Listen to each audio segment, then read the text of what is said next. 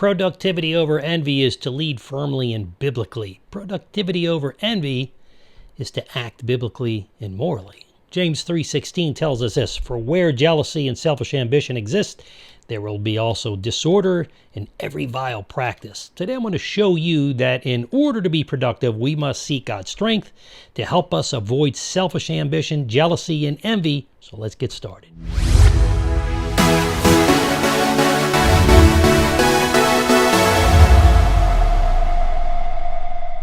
Hey everybody, welcome to Reason for Truth. WO Stevie Garofalo. Reason for Truth. Truth comes first. Then we always back it up, give you all the evidence for the reasons.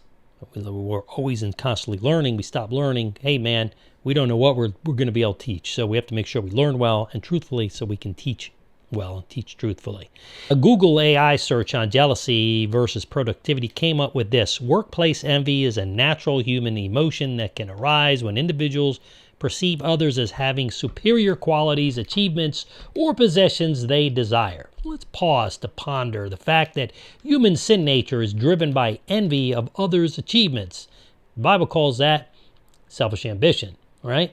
What? Envy of others' achievements, possessions that they desire for themselves. The word desire stands out as I like to point out in James 4, chapter 4, verses 2 to 3, that says, "You desire and you do not have, so you murder. You covet and you cannot obtain, so you fight and quarrel. You do not have because you do not ask. You ask and do not receive because you ask wrongly to spend it on your passions," or your desires. For the Christian, we are not to name and claim it. All right, that's blame. That's crazy. That's just to blame what we don't get and on unanswered prayer when it's not God's will to begin with. So it's not simply we ask and we get. That's called selfish ambition. That's unrightfully asking things of God that are not in His will.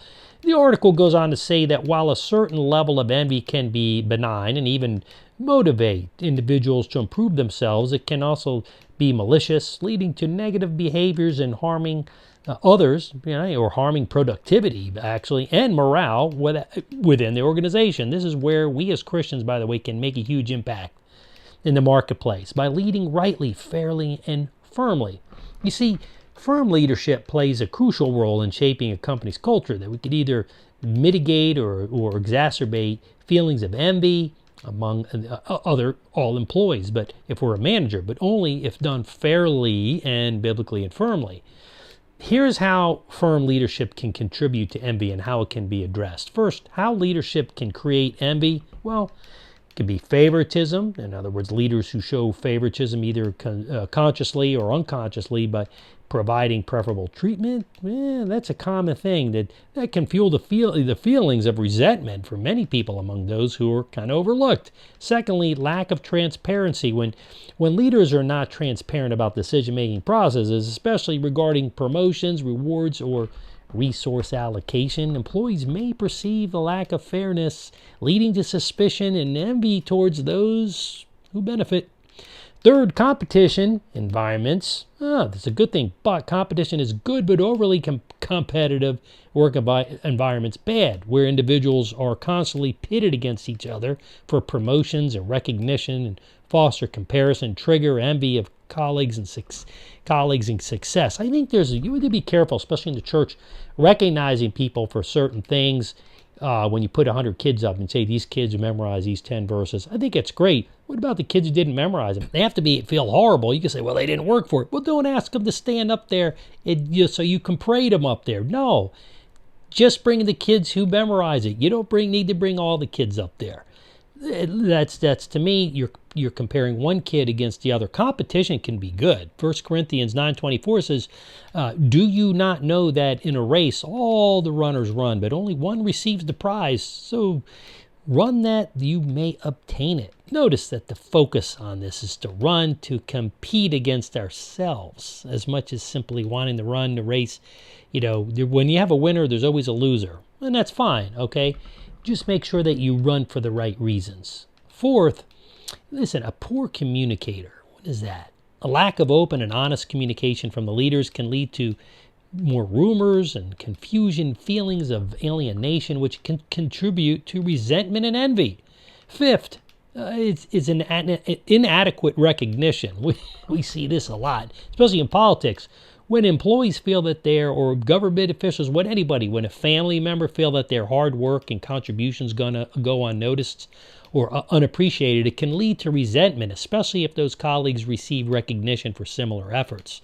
So, listen, addressing envy and fostering a positive culture is a good thing, and as Christian leaders, we have an enormous responsibility and opportunity to share our worldview on Christ, our faith, and as leaders, we have the power to create a positive and supportive work environment, listen, where envy is less likely to flourish. And when it does occur, we can be channeled, it can all be channeled productively. So, sixth is to lead by example, okay? Leaders who demonstrate integrity, accountability, and empathy set a positive example. Call that a line leader in my family for their teams, fostering trust and respect. Seventh is to foster open communication, encourage a culture of transparency. Is always important. Open dialogue where employees feel comfortable sharing their ideas without the fear of judgment. Eighth, listen, promoting fairness and transparency. We are as leaders to ensure that decision-making processes, especially those related to recognition, rewards, and promotion, which all go poof, and for the most part, when you go to heaven, these things are all fair and clearly communicated to employees. That's fair. That needs to happen. So recognize and reward, contributions, consistently knowing, acknowledge, celebrate both the individual and the team achievements to boast morale and create a culture of appreciation is always essential and important and must happen. Ninth, we are to encourage collaboration, teamwork. It doesn't mean one person does nothing and everyone else does everything. You see that. But to create opportunities for employees to work together on projects and initiatives to strengthen relationships and promotes a sense of shared purpose while making sure that everybody participates. Hebrews 10, chapter 10, verses 24 to 25 says this, and let us consider how to serve one another, to love and good works, not neglecting to meet together, as is the habit of some, by encouraging one another, and all the more as you see the day drawing near. Okay, it's important. Let's work and encourage each other without enabling them. 10th, we are to invest in developing and growth of people. Provide opportunities for training, mentorship, career advancement to show employees and organization values and their professional development. A couple guys that I'm looking to disciple, they got to be serious about doing if I'm going to spend my time, they got to be doers, not just people who just want to soak it up and be counseled. That's a different thing. That's a whole different thing. So let's make sure that we're receiving that as well.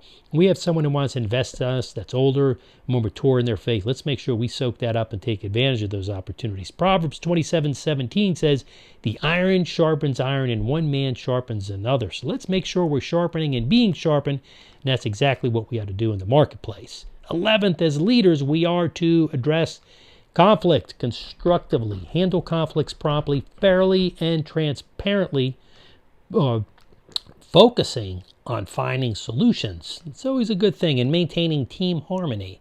It is so rare. We don't see that much. Proverbs 15:1 says, a soft answer turns away wrath, but a harsh word stirs up anger, emphasizing the importance of a gentle approach in conflict. See, as leaders, we start with the gentle biblical approach to solving conflict as a way to live out the Christian faith and live our Christian mission. That's what we're supposed to be doing, okay?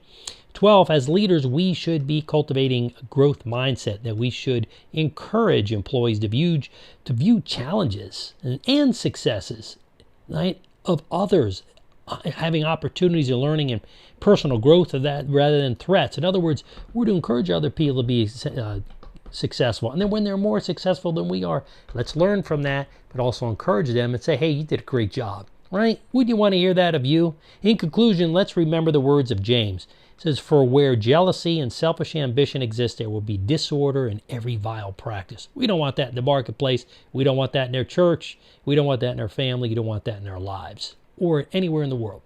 By following God's word and his ways, we will be blessed by God and be able to bless others by the fair and rightful nature and hopefully that we're leading rightly.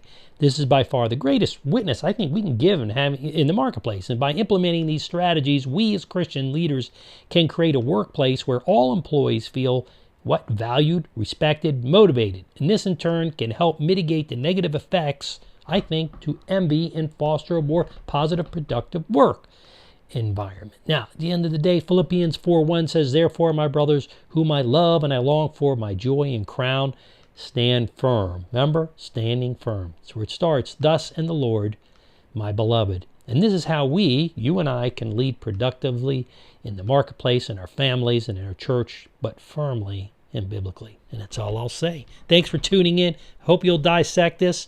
A lot of courses we have in business that talk just about these things. I think you'll find them very helpful over there, equippedacademy.com. Make sure you check that out. Join my community at StephenGarofalo.com. Want to see you over there. And until the next episode, I'm your host, Stephen Garofalo. It is your Reason for Truth for today.